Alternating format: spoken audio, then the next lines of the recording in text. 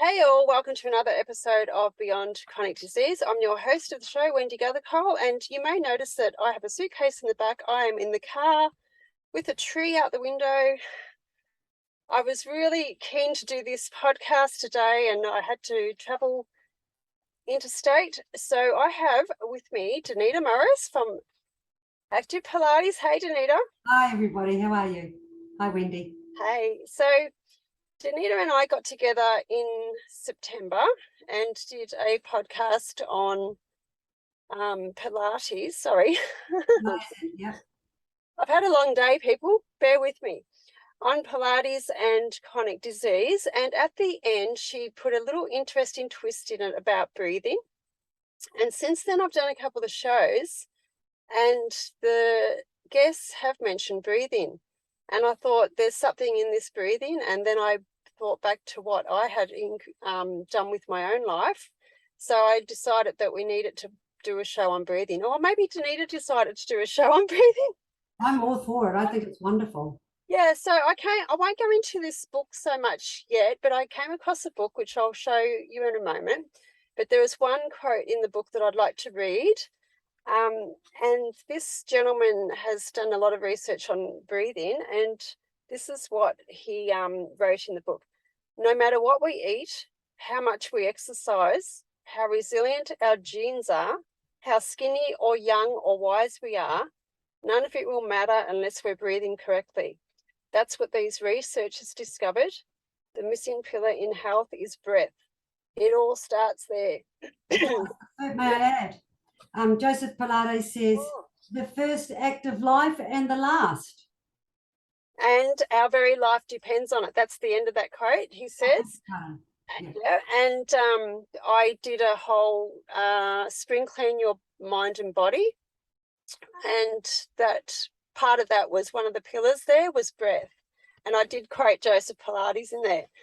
So as I said, Danita is from Active Pilates, and I've been at her studio for many years now, and I'm all about breathing in and out.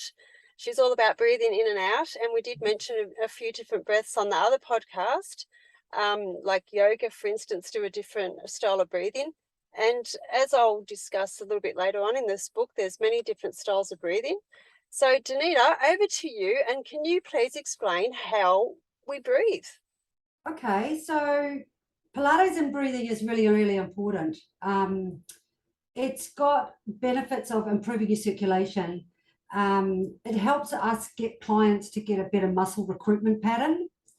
It helps give them focus. It calms you, and often it'll slow the client down a little bit so they're not racing ahead with the movement. They're actually more mind-body aware. So we use it for several reasons. But the inhale, when I've got several breathing patterns, we use mainly lateral breathing, and that is where the rib cage. This is my friend here. Hello, friend. A little bit underweight, but he's a good guy. And the blue ball here represents your diaphragm.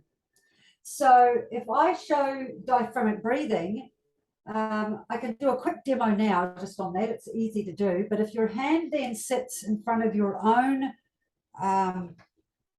rib cage and facing the palm down, and the other hand fits on your belly, when you inhale and your tummy rises, the diaphragm goes down, and then as the tummy reduces, the diaphragm rises. So it would be an inhale and an exhale.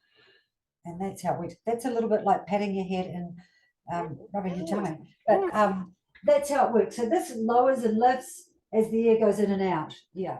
So it's really important. So the diaphragm's a muscle inside the rib cage. And so is that in keeping with your book readings?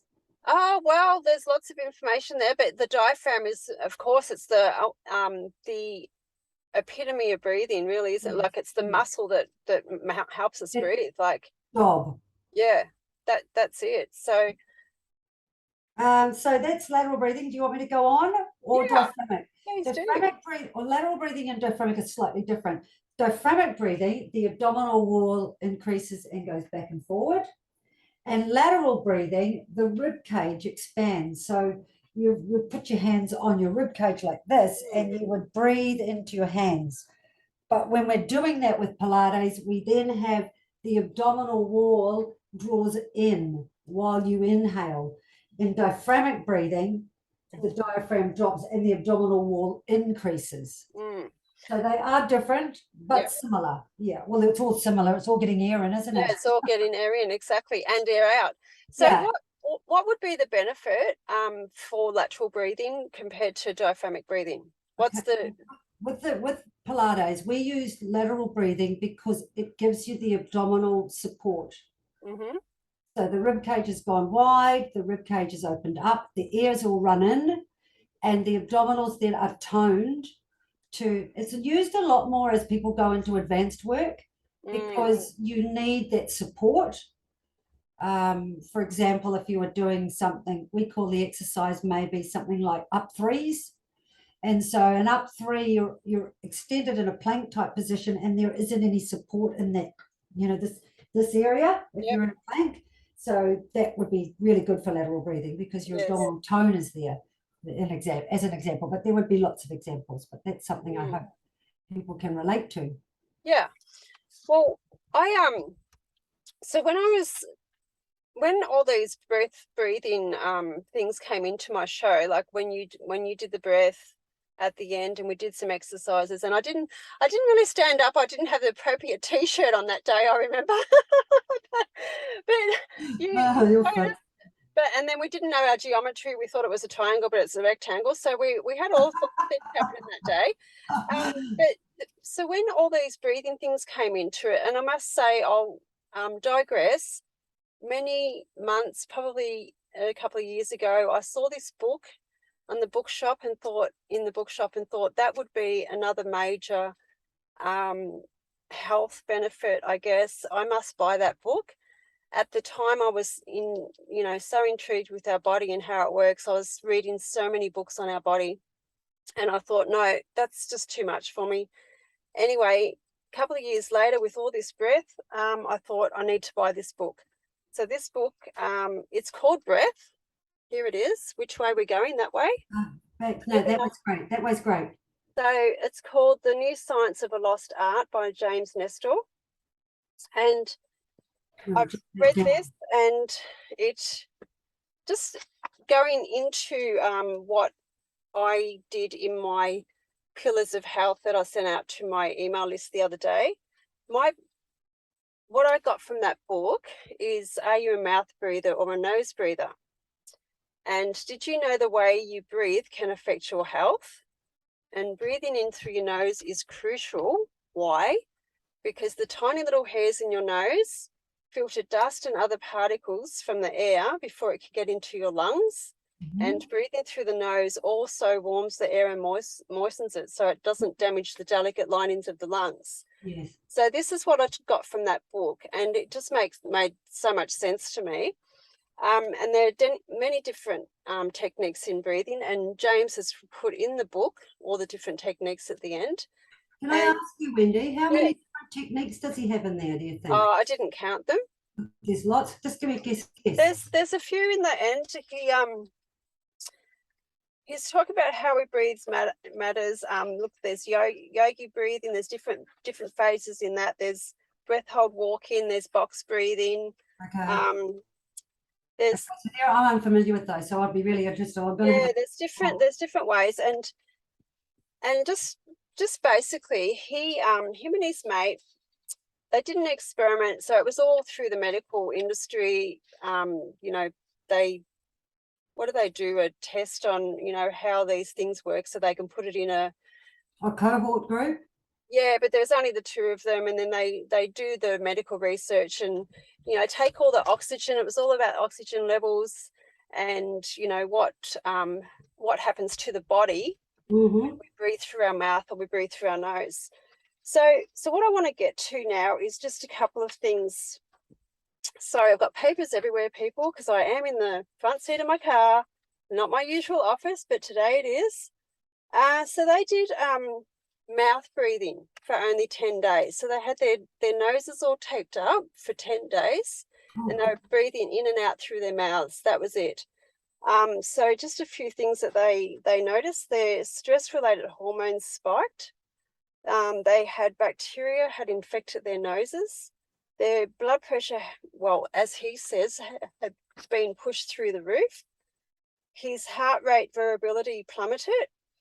At night, the unpressurized, unfiltered air in and out of the gaping mouth collapsed the soft tissue in their throats to such an extent they began to experience nocturnal suffocation, which I think is similar to maybe sleep apnea, or they developed sleep apnea.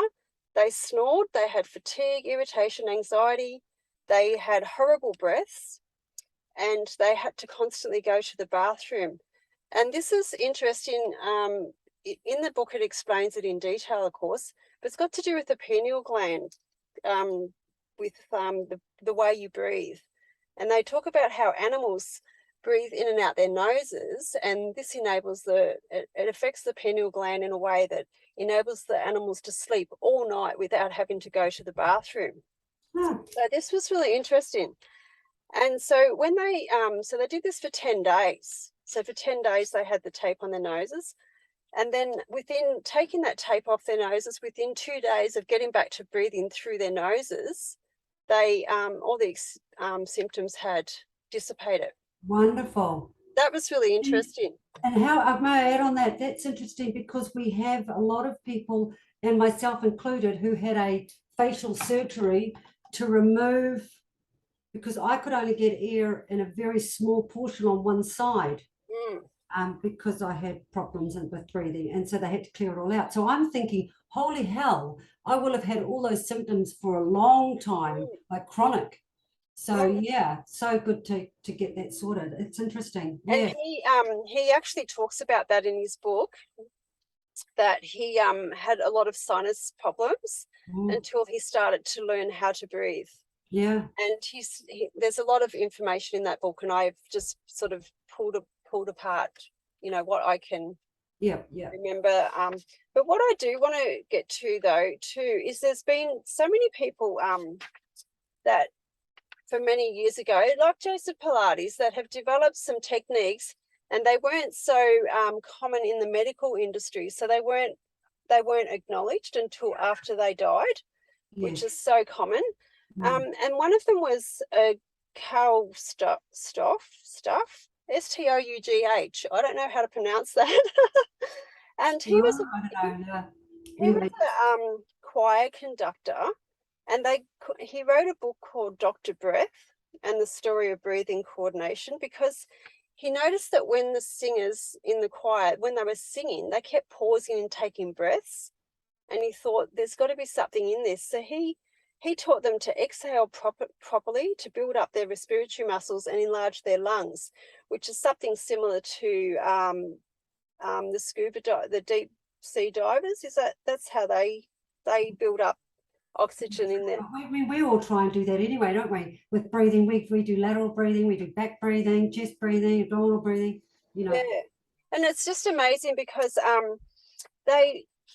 James Nestor and his mate Olson, they started taking in slower, longer exhales, which meant that the carbon dioxide levels actually gave you higher aerobic endurance. So it's all about, they sort of got this scientific proof that it's the carbon dioxide levels that give you the higher aerobic endurance, not the oxygen levels. And when you have quick, sharp breaths, you're actually depleting that. So you're running out of it. And anyway, when so this jotted my memory, because when I was running, I was, you start to get puffs, you're sort of starting to pant, really, and I wanted to run further. So I started to inhale through my nose, just really long and slow. And I hadn't read this book. I've only read this book recently, people. So I inhaled really slow through my nose and exhaled really slow out my mouth. Right. And I was able to do that, sustain my running for a lot longer. I mean, yes, eventually I got puffed. But I think in James's book, he talks about how, like anything, the longer we practice this, the more fluent we can get in with it. And they talk about even, you know, only having so many breaths per minute and everything. So it's just an amazing book. And also I came across another a man, sorry, Konstantin Buteyko.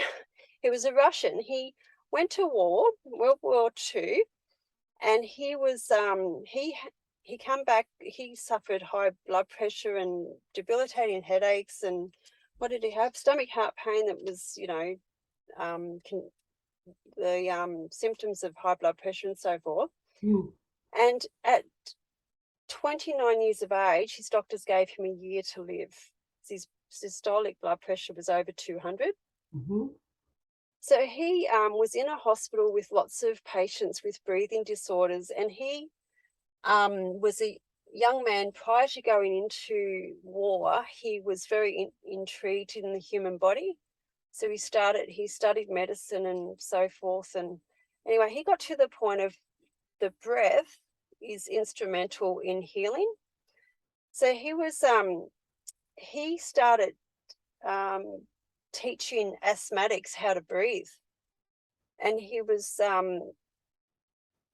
it was not known. This is another person that was, you know, in the earlier century, and his methods weren't known until later on. But I've got some information here. When he was giving the asthmatics, one of the asthmatics was on the oxygen and so forth and couldn't walk. And after doing the breathing exercises, I'm not sure for how long, but he was able to walk across the hospital room and stand up straight and quite eliminate the oxygen. Mm. And I know, and I've also read further on that the Mater Hospital in Brisbane has actually followed his methods for asthmatics. Whether they still do it, I haven't had a chance to look into it, but they have decreased the air intake by a third of the breathlessness, have reduced it by 70%. Wow. The need for reliever medication was decreased by around 90%. And that was what the Mater Hospital had done a study on. So I'm not sure whether they still do it, but all this information out there that we're not privy to. Yes, yes, yes. Um, And and realizing how important the breathing, how much it affects your whole health, all of your health, not yeah, just oxygen and carbon dioxide out. It's got a whole lot of benefits.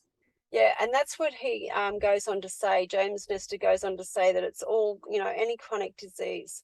But he does say, which just makes perfect sense to me, because then he had people coming up to him saying, "Oh, my wife's got cancer, or my husband's got cancer. Can you come and do some breathing exercises with them, and so it will heal?"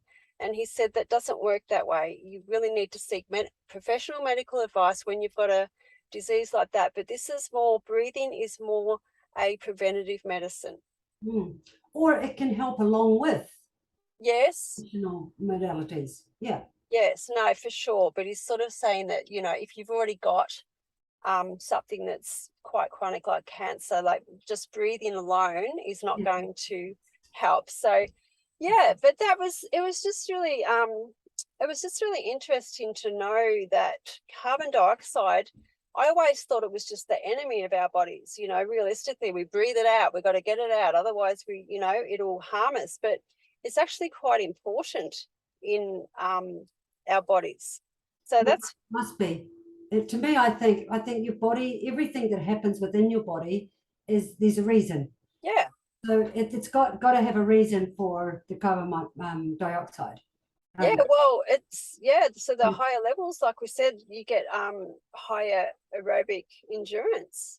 So that was Wonderful. that was really interesting.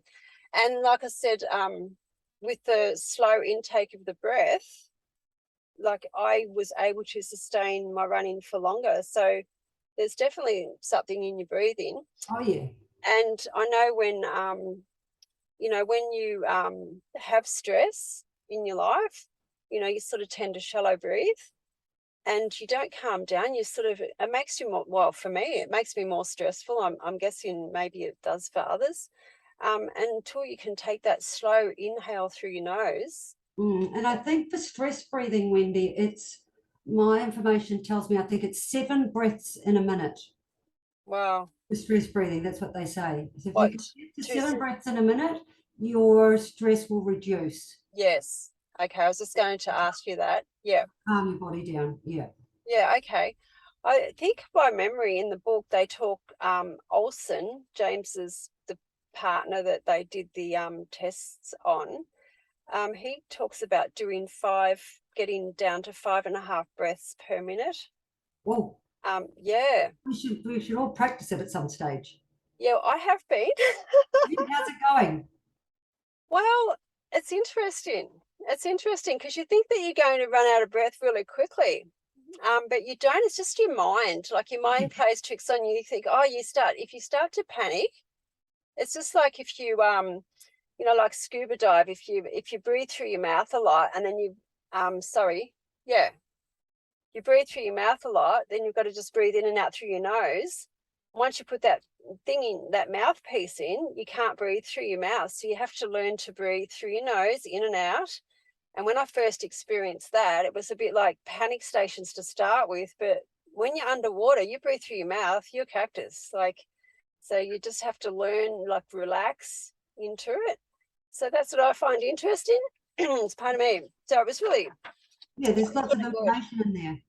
Yep. And the biggest thing I took from that is a lady called Katharina Schroth, Schroth. Another lady in the earlier century, she had scoliosis, and she I'm not sure how she got on.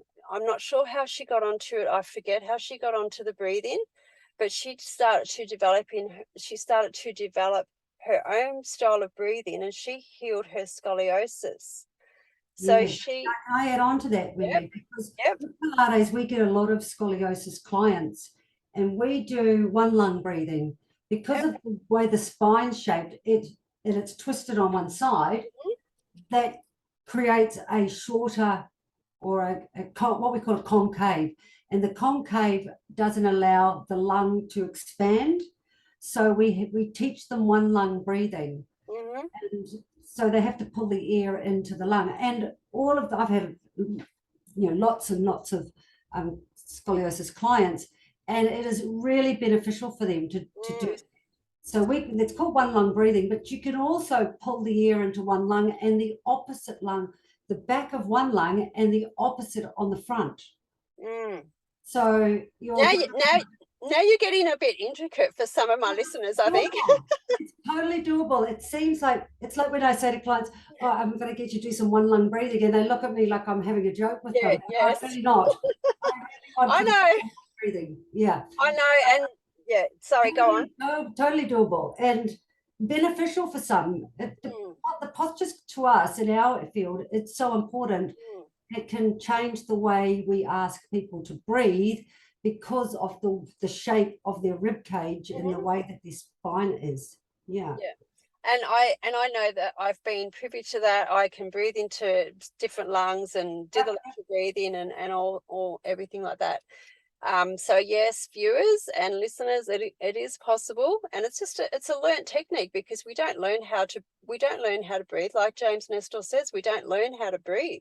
Mm. We just think we get up and we just breathe through our mouth, through our nose, whatever. But there's a reason why we have tiny little hairs in our nose that collect the dust. There's a reason. Yeah, there's a reason why, for everything. And Yeah. what I really like with Katharina Scroth was her she's still got a school. Like, her daughter is running a school, the clinic. Her daughter has taken over running it, and what her three things was restoring the muscular symmetry and alignment of posture, which is what we're talking about, the posture, and breathing into the concave side of the body. So the breathing technique they teach is called rotational angular breathing.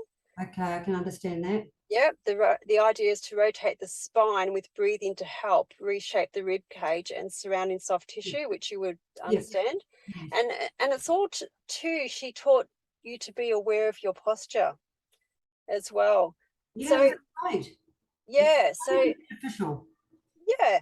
And so this was developed by her, and yeah, so she was born in Germany in late 1800s. So I've got that here. So she was, What was her name? Can you spell me that last name, please, it's Wendy? Katharina Skroth, so Schroth. And yeah, R-T-H. And Katerina, is it? Katharina, Katharina.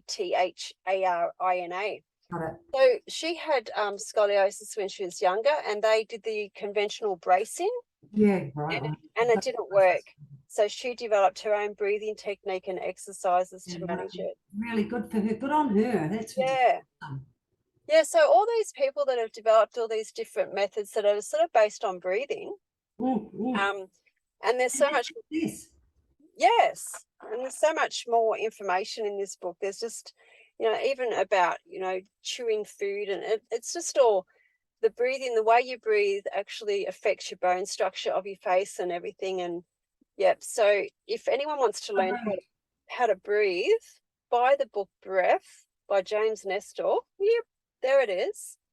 The New Science of a Lost Art, which is just fascinating. Yeah, right. Great. I'll probably Yeah. look at that. I've got an audio thing. I might have a little look at it.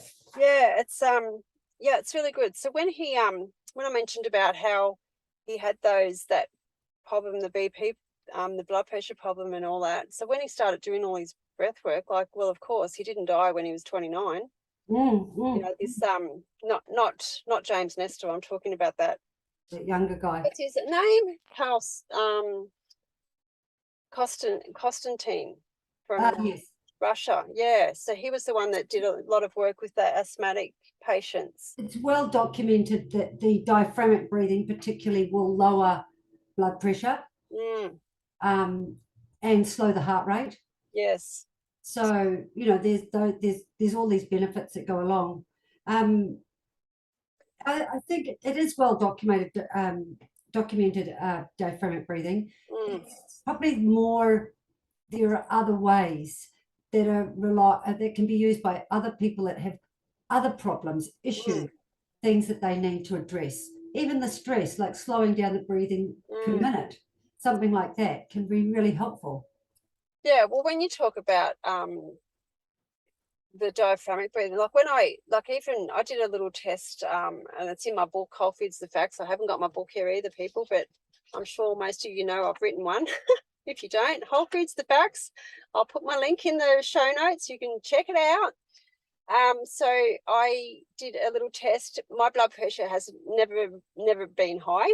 It's been probably more on the lower side, but it's not lower unhealthy. It's lower great. And so I meditating at the time, and I thought, I'd read an article on meditation and lowering blood pressure.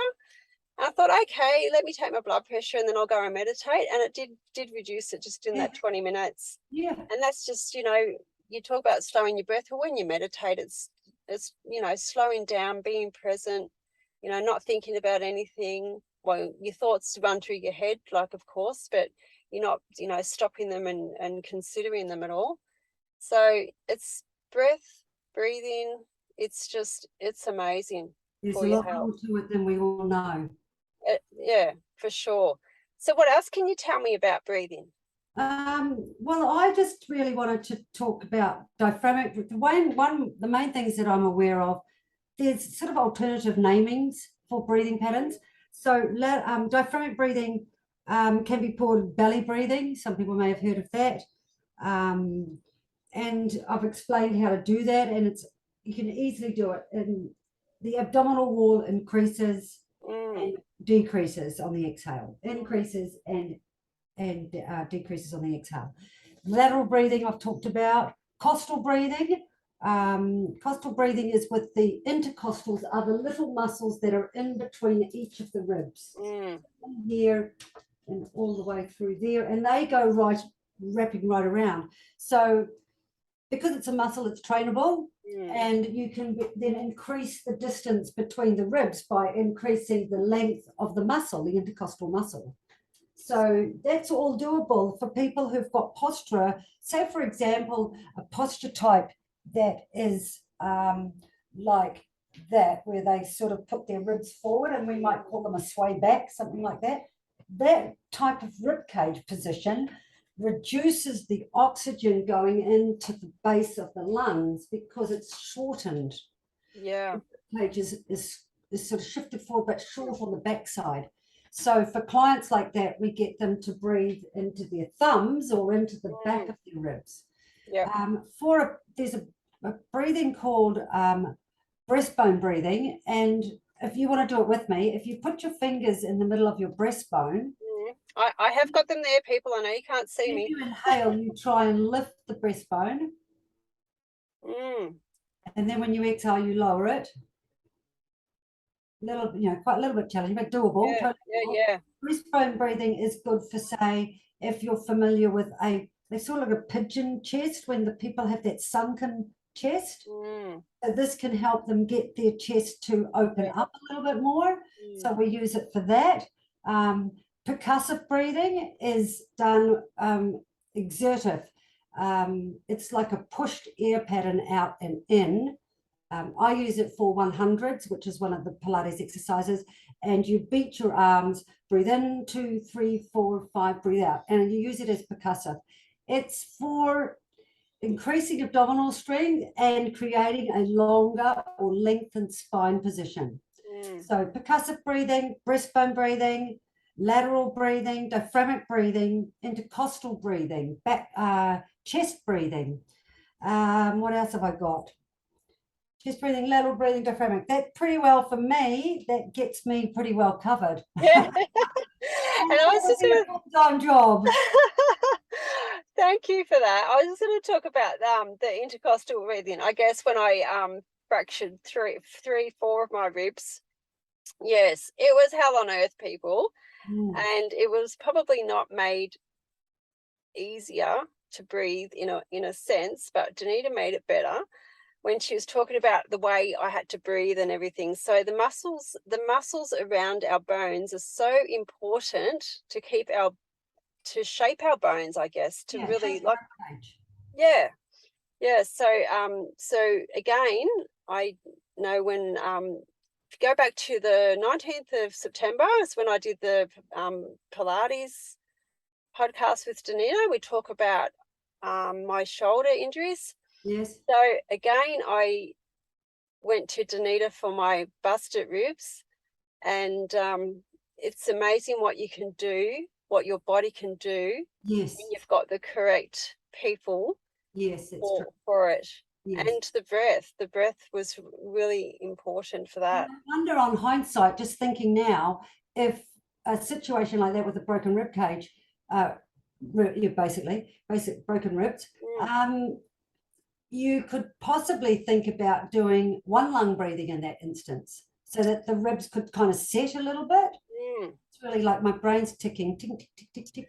Well, I guess sometimes you have to, because every time you go to breathe, it's like, yowza. Ouch. I don't think I sneezed for like 2 months. Yeah. It's That's a bit painful. It's bloody painful. But anyway, it was more painful because I got told I had 2 broken ribs, and then I thought there's something going on here, and they said, oh no, you got 4. So anyways, that's what happens. Never do things in halves. No, why do that? It's no fun. Well, thank you so much for your information on breathing. And sharing yours with me. Thank you, and everybody else. And it was very new information for me, but it was like, oh my gosh, this is just amazing information. And if you want to do yourself a big, huge health favor, go and get that book. It's just here it is again. It's in the car door. Here it is, Breath by James Nestors. I think I've promoted James enough now. Asking for a little kickback. Yeah. So thanks again, Danita. And I look forward to doing another podcast with you. I'm sure. I'm always in for it. I love it. Strum up some more health stuff. Okay, see you later. Bye-bye. Bye.